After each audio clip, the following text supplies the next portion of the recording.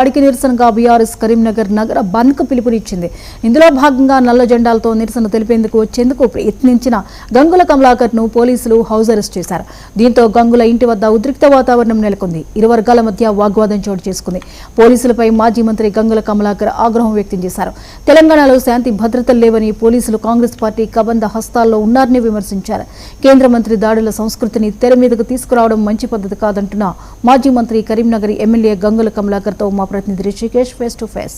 కరీంనగర్ బంద్ కు BRS party పిలిపించింది.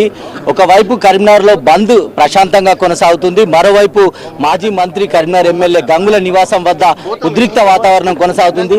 ఆయనను house arrest చేస్తున్నట్టుగా మనకు తెలుస్తా ఉంది. ఆయనతో మాట్లాడే ప్రయత్నం చేద్దాం. ఇక్కడ భారీగా పోలీసులు మోహరించారు. నల్ల బ్యాడ్జీలతో, నల్ల జెండాలతో నిరసన తెలుపుతున్నారు. బీఆర్ఎస్ క్యాడర్ అంతా కూడా గంగుల నివాసం వద్ద ఉంది. ఉదయం 8 గంటల నుంచి ఒక హైడ్రామా కొనసాగుతున్నటువంటి పరిస్థితి.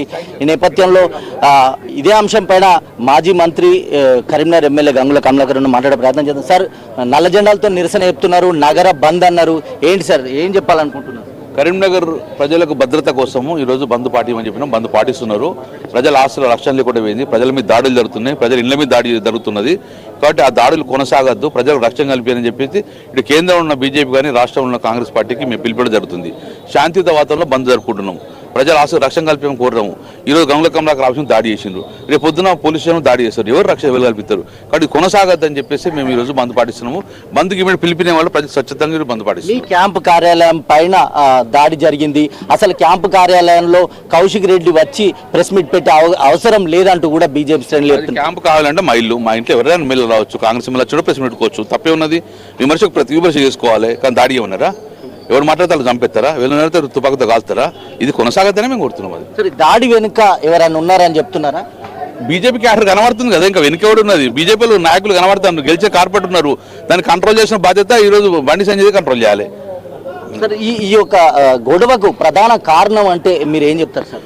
ఏమైనా కానీ రాజకీయ విమర్శ చేసుకోవచ్చు, కానీ అత్యుత్సాహంతో దాడి చేస్తే ఇది కంట్రోల్ చేసిన బాధ్యత పోలీసు యంత్రాంగం మీద ప్రభుత్వం ఉన్నది.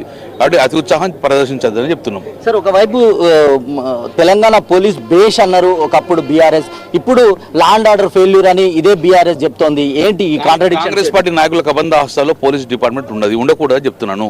లా అండ్ ఆర్డర్ స్వేచ్ఛగా ఇచ్చేస్తే డెఫినెట్గా వాళ్ళ పని వాళ్ళు చేసుకుంటే కరీంనగర్ పోలీసు కానీ తెలంగాణ పోలీస్ సూపర్ పోలీస్. కానీ ఈ రాజకీయ నాయకులు వాళ్ళను డైవర్షన్ పాలిటిక్స్ చేసుకునే పరిస్థితి వచ్చింది. సార్, మీరు ఏం డిమాండ్ చేస్తున్నారు? మొత్తంగా 100% కరీంనగర్ 10 సంవత్సరాలు ఎట్లా ఉన్నదో తెలంగాణ అట్లనే ఉండని, ఉలిక్కి పడే విధంగా చేసుకోకండి. భయభ్రాంత గురైతున్న ప్రజలు రక్షణ కల్పించండి. శాంతియుత ప్రజలు ఉండే విధంగా మీరు యంత్రాంగం, పోలీస్ యంత్రాంగం కానీ గవర్నమెంట్ కానీ శాంతియుత వాతావరణం ఉండే విధంగా సహకరించమని చెప్తున్నారు. సార్, 700 నుంచి 1000కి పైగా పోలీస్ బలగాలు కరీంనగర్ లో ఉన్నాయి. ఏంటి ఈ సిచ్యువేషన్ అంతా? ఈ 1000 మందిలో 10% ఉన్నా కూడా ఈ దోపిడీ జరగబోతుండే, 10% ఉన్నా కూడా ఈ దాడులు జరగబోతుండే.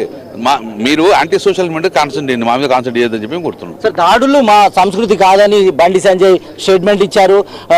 బీఆర్ఎస్ శ్రేణులు దాడులు చేస్తాయని పోలీసులు చెప్తున్నారు. మీరేం చెప్తారు? మా ఆఫీసు మీద దాడి చేసుకున్నాం. మరి మనం ఎవరు దాడి చేసారు? బీజేపీలో దాడి చేసిండ్రు. మరి ఎవరి సంస్కృతి? ఇప్పుడు దాడి చేయలేక 10 సంవత్సరాల్లో దాడి చేయొద్దని కోరుకుంటారు. మీరు ప్రతి దాడులు ప్రోత్సహిస్తున్నారు. మాకు అవసరం లేదు, పెద్దలు అవసరం లేదు. మేము చేయాలని కూడా 10 సంవత్సరాలు మేము చేద్దాం కదా. మాకు దొరక ఇండ్లు అందరి ఇండ్లు తెలుసు కదా, ఇలా కొట్టులు ఇల్లు తెలుసు. దాడి చేయం కదా, చూద్దాం తర్వాత చూద్దాం. సార్, బంద్ సక్సెస్ అయిందని భావిస్తున్నారు. బంద్ సక్సెస్ అయింది. ప్రజలు స్వచ్ఛందంగా బంద్ పాల్గొన్నారు. ఇది మొత్తంగా బీజేపీ శ్రేణులు దాడికి నిరసనగానే కరీంనగర్ బంద్ పిలిపించామంటూ కూడా స్వచ్ఛందంగా బంద్ పాటిస్తున్నాం. ఇలాంటి దాడులను ప్రజాస్వామ్యం బద్దంగా ఎదుర్కొంటాం. ఇవి మంచిది కాదు, ఈ సంస్కృతిని ఆపేయాలంటూ కూడా గంగుల కమలాకర్ డిమాండ్ చేస్తున్నారు. కెమెరా పర్సన్ పులితో రిషికేష్, 99 టీవీ, కరీంనగర్ గంగుల నివాసం నుంచి. ఇప్పటివరకు అప్డేట్స్, మరిన్ని అప్డేట్స్తో మళ్ళీ కలుద్దాం. Keep watching 99 TV.